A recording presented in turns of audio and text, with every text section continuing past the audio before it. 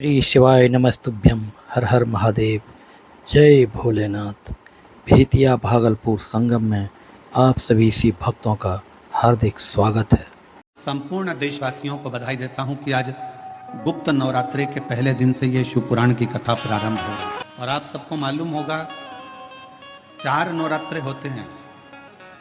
उन 4 नवरात्रे में 2 नवरात्रे गुप्त माने गए और उसमें भी जो आषाढ़ महीने का जो नवरात्रा आता है, जो आज से प्रारंभ हुआ है, कहते हैं अगर कोई स्थिर होकर एकांत में बैठकर भगवान शंकर के नाम का मात्र संबोधन श्रवण कर लेता है, सुन ले, गुनगुना ले, शिव को याद कर ले, तो कहते हैं शिव और शक्ति की दोनों की कृपा उसके ऊपर बनी ही रहती है। आज से नवरात्रे प्रारंभ हुए हैं। 9 दिन तक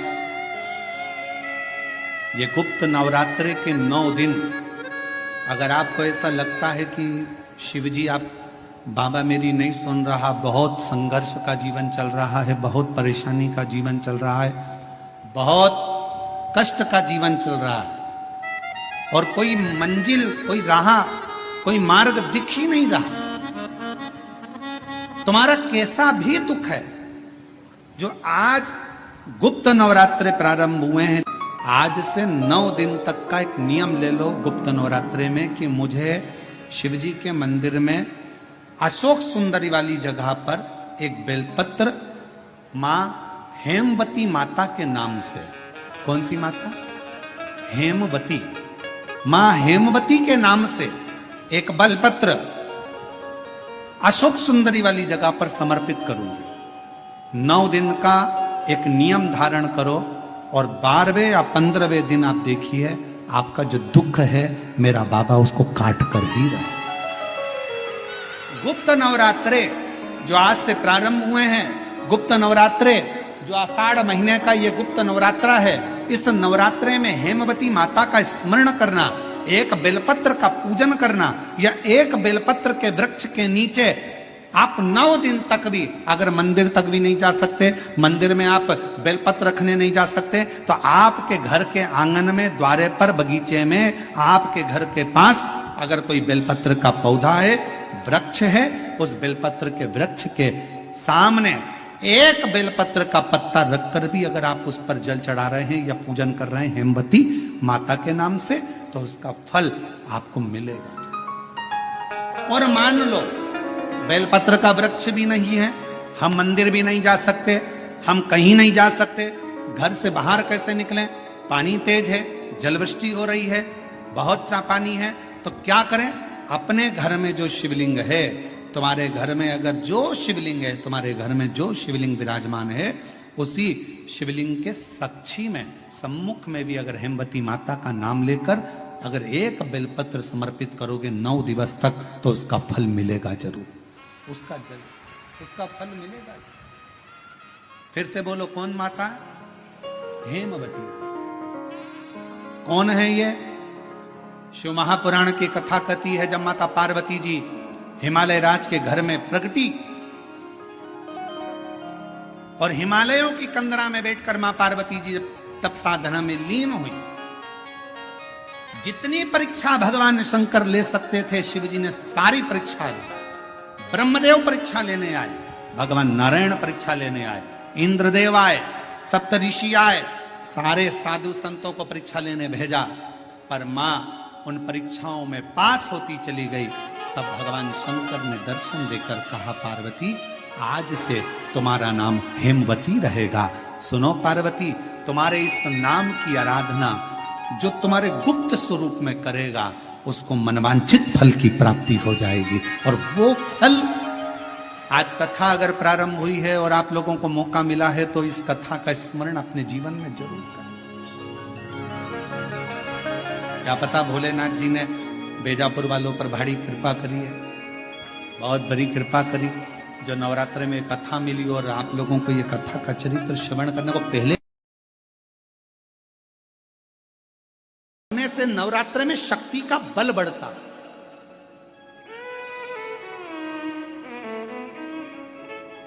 शक्ति का बल। क्यों गुरुजी नवरात्र में शंकर जी की आराधना क्यों करना चाहिए? हमने कहा अगर माता रानी से जो मांगना है तुम्हें, अगर तुमने नवरात्र में शिव जी की आराधना करिए, शंकर की कथा सुनिए, शंकर की आराधना करिए, शिव स्तुति करिए, शंकर को एक लोटा जल चढ़ाया, मां आद्य शक्ति तुम्हारे पर कृपा करेगी। क्यों? क्योंकि जिस स्थान पर शिवलिंग रखा होता है और जो हस्त कमल है वो मां पार्वती जगत जननी दुर्गा भवानी है। जब हम जल चढ़ाते हैं मां आद्य शक्ति अम्बा जगदम्बा 64 योगनियों पर वो जल चढ़ जाता है और जगत जननी नवरात्र में प्रसन्न हो जाती है। वो जल की इतनी महत्वता है। आद्य शक्ति को प्रसन्न करना है, नवरात्र में शिव जी को जल चढ़ाओ।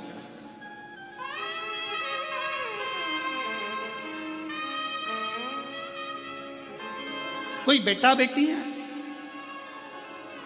कोई एग्जाम दे रहे हैं, कंपटीशन एग्जाम में बैठ रहे हैं, सर्विस के लिए जा रहे हैं, नौकरी के लिए जा रहे हैं, नौकरी नहीं लग रही है, हम कहेंगे लाल पुष्प की पत्तियों को प्रत्येक किसी भी नवरात्रि के अंदर, नवरात्रि के अंतर्गत 9 दिन का तुम नियम बना लो। जैसे कई माताओं का नियम रहता है, मेरा व्रत है, मैं दूध पर 1 गिलास दूध पर व्रत करूंगी, मैं नंगे पैर चलूंगी, मैं ये व्रत करूंगी, मैं वो व्रत करूंगी। मैं बेटा बेटियों से कहूंगा, नवयुवक बच्चों से कहूंगा, अगर आप कंपटीशन एग्जाम में बैठ रहे हो, अपनी पूरी मेहनत करो, पूरा परिश्रम करो, रात दिन एक करो और लगे रहो।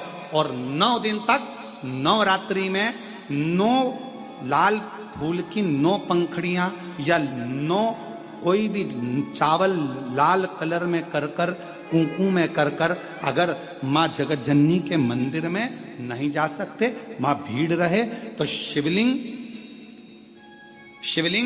कि जो जलाधारी है, जहां पानी गोल घूमता है, इस जलाधारी पर कहीं पर भी नवरात्रे में 9 दिन तक या तो लाल फूल की पंखड़ी 9 या 9 चावल के दाने लाल कलर कर कुंकू में, लाल चंदन में उस स्थान पर चढ़ाना प्रारंभ करो।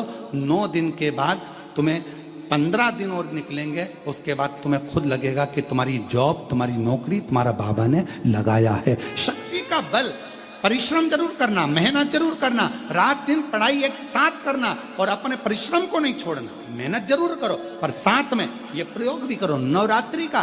देखो शिव और शक्ति का बल तुम्हें प्रसन्नता देता है कि नहीं देता? शिव शक्ति का बल हमें प्रसन्नता देता है कि नहीं देता?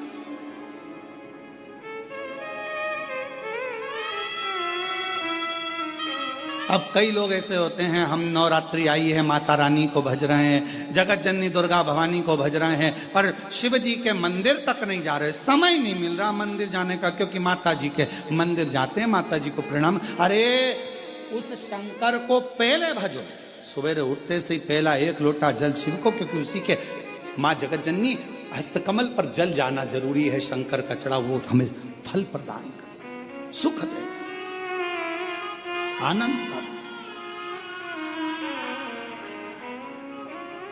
और महादेव नमन चरणों में स्वीकार कीजिए, सबका किया है मेरा भी उद्धार कीजिए, उद्धार कीजिए। हे त्रिपुंडधारी, हे त्रिशूलधारी, हे त्रिपुंडधारी, हे त्रिशूलधारी। अब भजो। भगवान शंकर ने माता पार्वती से कहा था, पार्वती जब मनुष्य रोग से ग्रसित होगा, यह मानव का शरीर जब रोगों से घिर जाएगा, तब तेरे फेंके हुए कुंदुक नाम का अगर वो स्मरण करेगा और कुंदकेश्वर का नाम लेकर 1 लोटा जल लाल चंदन मिलाकर मेरे शिवलिंग पर समर्पित करेगा, तो वो रोग से मुक्त हो जाएगा। कल उसी घड़ी उसी क्षण शिव ने कहा, पार्वती आज तुमने पूरे कैलाश को सेट कर कर जमा कर उनका भरण पोषण किया है, जो तुम्हारे नाम का उच्चारण करेगा वो कितना भी बिखरा हुआ क्यों ना हो, हृदय से टूटा हुआ क्यों ना हो, उसकी दुकान, उसका व्यापार चाहे कितना भी बिखर गया हो, अगर प्रतिदिन 1 दुर्वा वो चंद्र घंटा के नाम से अगर मुझे समर्पित करेगा, तो उसका घर, परिवार, व्यापार मैं खुद सेट करते चले जाऊंगा, जमाते चले जाऊंगा। तो ये नाम कोई साधारण नाम नहीं है, चंद्र घंटा का नाम। दुनिया के लोग कहते हैं देवी जी के लिए चुंदड़ी चाहिए, देवी जी के लिए सुहाग सामग्री चाहिए, देवी जी के लिए पुष्प चाहिए, माता रानी के लिए ये चाहिए वो चाहिए। पर याद रखना, शिव महापुराण की कथा कहती है जिस लड़का लड़की की शादी ना हो, 25-30 साल के हो गए, 32 साल के हो गए, 40 साल के हो गए, तो भी विवाह नहीं हो रहा, उसको एक नियम बना लेना चाहिए। नीम के पेड़ के नीचे घर में से एक लोटा जल भरकर नीम के पेड़ में चढ़ाना प्रारंभ कर दो। जो कुल की देवी होती है वो स्वयं माद्य शक्ति शीतलता धारण कर कर उसका मंगल विवाह कराई देती है।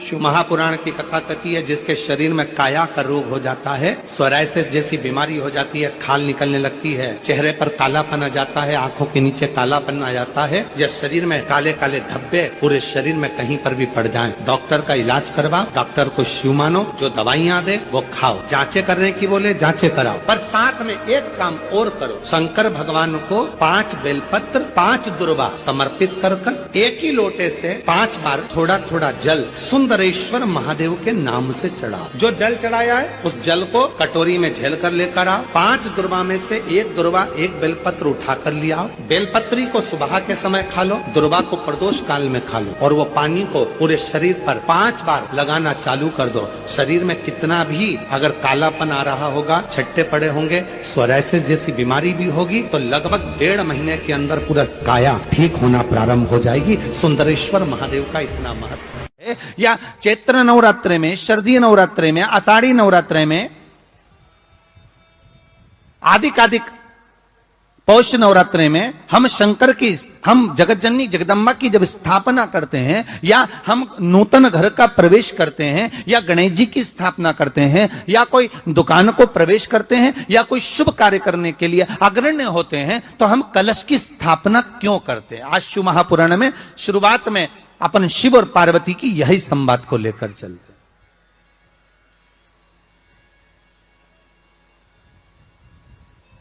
आखिर कलश में ऐसा क्या है? कलश के अंदर आखिर ऐसा क्या विराजमान है कि 33 कोटि देवता उस कलश के अंदर आकर बैठ जाते हैं? महाराज,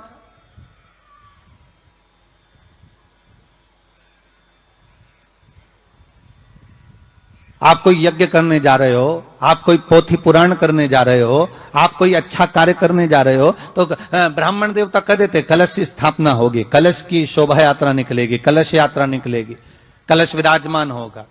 और आज हर की पौड़ी पर, प्रयागराज में, या उज्जैनी में, नासिक में जो बड़े बड़े कुंभ के मेले होते, कुंभ का मतलब भी तो कलश से होता, उसकी महत्वता क्यों है?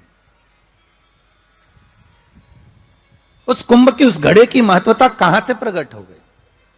शिव महापुराण की कथा कहती है महाराज, भगवान औघड़दानी शंकर स्वयं आद्य शक्ति जगदम्बा से कहते हैं कि जगदम्बा तू क्या चाहती है बोल। तो जगत जननी जगदम्बा कहती है कि जहां मैं हूं वहां शंकर है, ये आपने कह दिया, पर जहां शंकर है वहां पार्वती का होना जरूरी है। उसके लिए सिद्ध करने के लिए एक स्थान ऐसा बनाया जाए जहां पर शंकर विराजमान है और शंकर के साथ पार्वती विराजमान है। तो शिव जी ने कहा, पार्वती उसके लिए मैं तुझे एक सुंदर कलश का निर्माण कर देता हूं।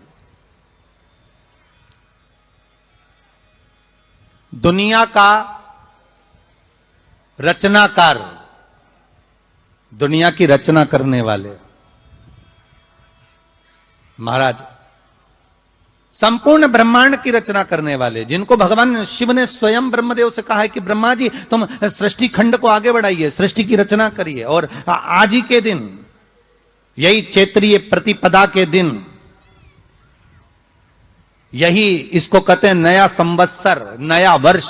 हिंदू धर्म में क्यों कहा जाता है? आज ही के दिन ब्रह्मा जी ने महाराज सृष्टि की रचना करना प्रारंभ करा था। आज ही के दिन भगवान शिव और ब्रह्मा का संवाद हुआ था। सीधे भगवान शंकर ब्रह्मदेव के पास जाकर बोले थे, हे ब्रह्मदेव आप सृष्टि की रचना करिए। तो ब्रह्मा जी ने पूछा था, सारे नक्षत्र आपने बनाए, सारे दिन आपने बनाए, सारी घड़ियां आपने बनाई, सारा पल आपने बनाया, मनुष्य की श्वास गिनती, काउंटिंग, अर्थात मनुष्य के शरीर की रोमावली, ये सब आपने निश्चित करी है।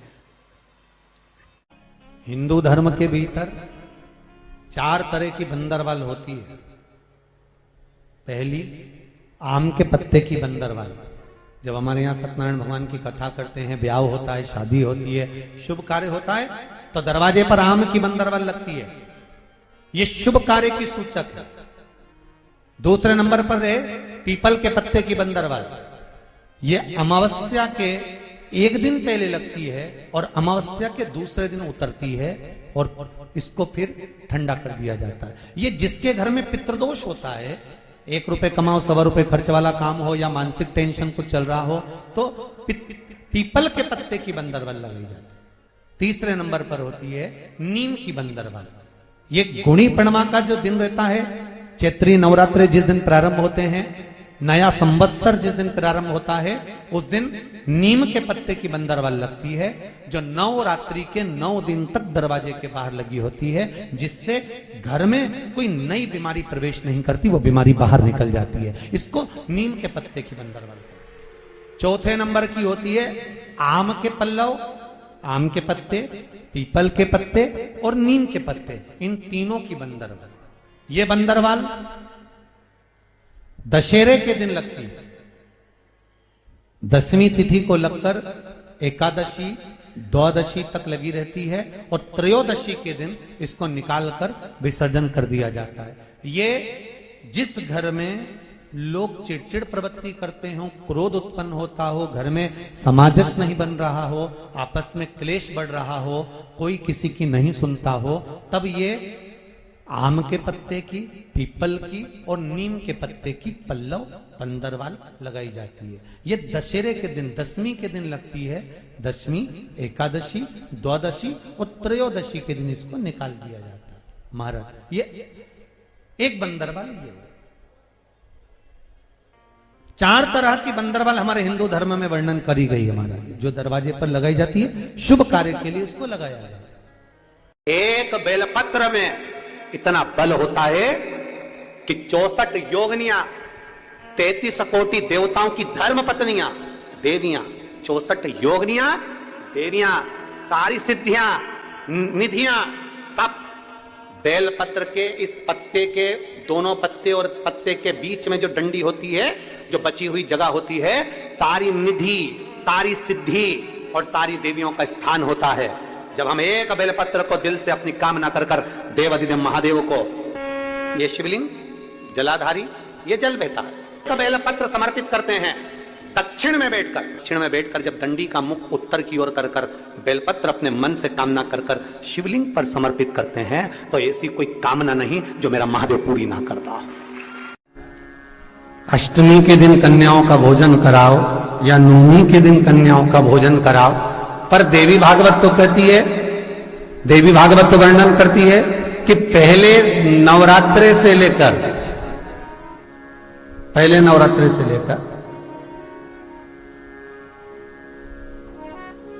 नौवीं तिथि तक जितने दिन देवी के होते हैं, प्रत्येक दिन में आप किसी भी दिन कन्याओं का भोजन करा सकते हो, पहली रात्रि से लेकर, पहला दिन से लेकर।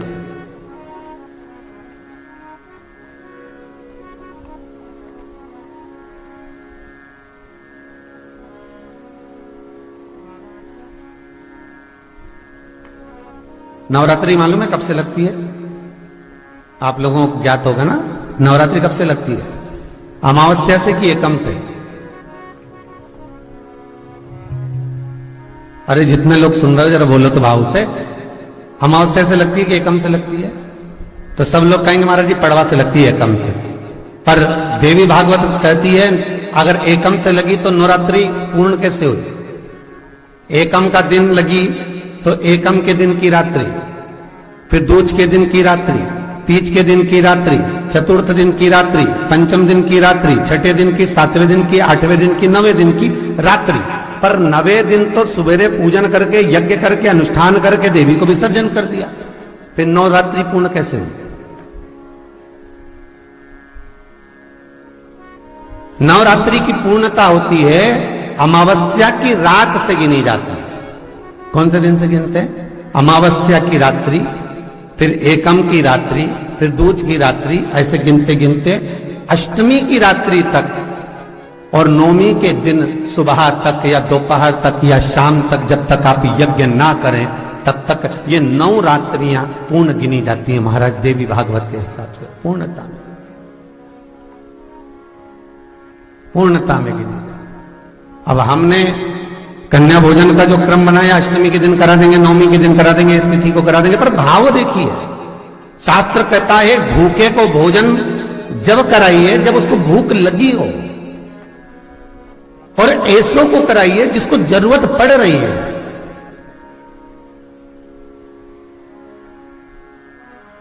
केवल नवरात्रे व्रत करने से पूर्ण नहीं होते, केवल नवरात्रे 9 दिन तक भूखे रहने से पूर्ण नहीं होते, केवल नवरात्रे नवरात्रि तक जागने से पूर्ण नहीं होते, केवल नवरात्रे घर में ज्योत जलाने से पूर्ण नहीं होते, केवल नवरात्रे 9 दिन तक जवारे बोने से पूर्ण नहीं होते, केवल नवरात्रे 9 दिन तक कलश स्थापना से पूर्ण नहीं होते।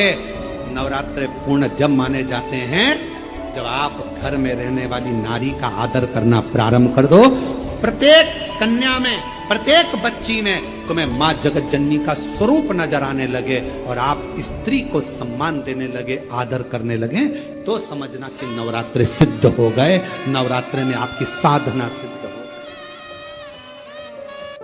एक नवरात्रे में जो पंचमी तिथि होती है, नवरात्रे की जो पंचमी तिथि है, उस पंचमी तिथि के दिन अशोक सुंदरी का जो स्थान होता है उसको समझिएगा थोड़ा सा। जैसे ये शिवलिंग है और ये जलाधारी है भगवान शंकर की, ये शिवलिंग, ये जलाधारी, और जलाधारी में जो जल बहता है उसमें बीच में जो मोटी सी लाइन रहती है वो अशोक सुंदरी होती है। जैसे कई बेटे हैं, बेटियां हैं, कोई व्यक्ति व्यापार चालू कर रहा है, कोई व्यक्ति अपना नया भवन निर्माण कर रहा है, नए भवन में जा रहा है, या कुछ अच्छी दुकान खोलना चाह रहा है, कोई अपने लक्ष्य पर पहुंचना चाहता है और पहुंच नहीं पा रहा, तो जो शारदीय नवरात्रे आते हैं,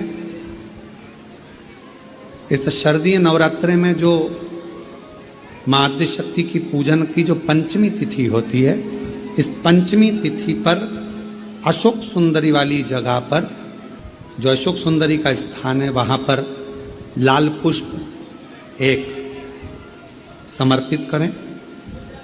जो जलाधारी है, मां पार्वती, जगत जननी, जगदम्बा, अम्बा, भवानी मैया, दुर्गा का हस्त कमल, इस पर 7 जगह पर कहीं पर भी लाल चंदन की बिंदी 7 स्थान पर कहीं पर भी रखनी, और 1 लोटा जल शिव जी को पंचमी के दिन, नवरात्रि की, शारदीय नवरात्रि की पंचमी के दिन कामना करते हुए उत्तर की ओर मुख कर कर, अर्थात यहां बैठते हुए शिव जी पर जल चढ़ाना प्रारंभ करें और अपने मन की कामना कहकर बाबा के पास में जो लाल पुष्प समर्पित करा है, उस पुष्प को अशोक सुंदरी वाली जगह से वापिस लेकर आ जाए। जिस लक्ष्य को आप पाना चाहते हो, अच्छी पढ़ाई कर रहे हो, खूब अध्ययन कर रहे हो, खूब मेहनत कर रहे हो, खूब पढ़ो, कोई दुकान खोल रहे हो, व्यापार चालू कर रहे हो, कोई नया कार्य चालू कर रहे हो, उस पुष्प को अपने स्पर्श कर कर या उस पुष्प का दर्शन कर कर आप एक बार जाकर देखो, आपको उस मंजिल तक मां आद्य शक्ति दुर्गा भवानी शिव पहुंचा कर शंकर भाई। और एक निवेदन करूं आप लोगों से कि बन सके दुर्गा सप्तशती का पाठ अगर करते हो या दुर्गा सप्तशती को आप पढ़ते हो तो हिंदी का उसमें नीचे लेख आते रहते हैं, बहुत सारे वर्णन आते हैं, उसका भी पढ़ेंगे तो उसमें बहुत सारी बातें आपको बहुत अच्छी अच्छी, देवी भागवत में, दुर्गा सप्तशती में, इनमें बहुत सुंदर सुंदर कल्याण का, यदि गीता प्रेस गोरखपुर से जो कल्याण निकलती है, उस कल्याण का यदि देवी अंक अगर आप पढ़ेंगे माता दुर्गा भवानी पर, बड़ा सुंदर, उसमें भी बहुत सी चीजें मां आद्य शक्ति की आराधना की, साधना की, पूजन की पद्धति बहुत सुंदर, उसका ध्यान करें। शिव से कुछ अगर भगवान शंकर की हम आराधना कर रहे हैं, भगवान शंकर से अगर हम कुछ पाना चाह रहे हैं, तो भगवान शिव की सबसे पहले उससे साधना करो, शिव को पहले अपना बनाओ। कोई व्यक्ति बहुत बीमार रहता है, शरीर में कष्ट रहता है, उसको भोजन नहीं भाता, भूख नहीं लगती, भूख नहीं लग रही, भोजन नहीं भा रहा, भोजन नहीं भा रहा, भोजन अच्छा नहीं लग रहा, भूख नहीं लग रही, शरीर में अन्न नहीं लग रहा, दुबला पतला होते जा रहा है, शरीर खराब होते जा रहा है, तो उससे निवेदन है, अगर बन सके तो प्रयास करना। आप किसी भी देवी के मंदिर में जाकर, किसी भी देवी के मंदिर में जाकर एक दुर्वा, एक बेलपत्र माता के मंदिर में मां शकंभरी के नाम से रखना। उस दुर्वा को वापिस लाना, बेलपत्र को वापिस लाना। बेलपत्र सुबह के समय खाना और दुर्वा शाम के समय खाना। ये दो, एक बेलपत्र एक दुर्वा, लगभग 5 या 7 दिन तक लगातार आपने अगर कर लिया तो भूख भी लगेगी, भोजन भी भाएगा और स्वाद भी आएगा, आपको अच्छा लगेगा। शकंभरी माता का स्मरण कर कर जीव उधर पोषण कर लेता है, उधर अगर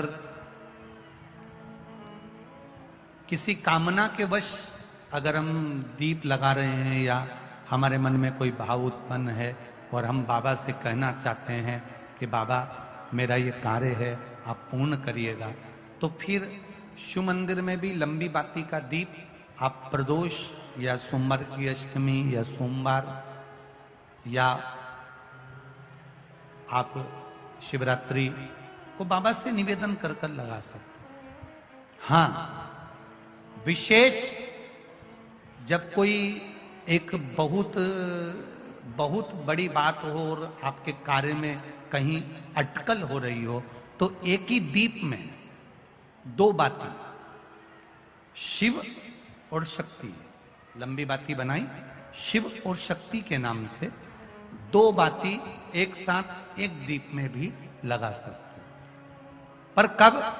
जब विशेष कोई आपका कार्य हो और वो अटक रहा हो, विशेष कोई कार्य, और आप बाबा से प्रार्थना कर रहे हो, तो 2 बाती का भी प्रयोग आप कर सकते हो।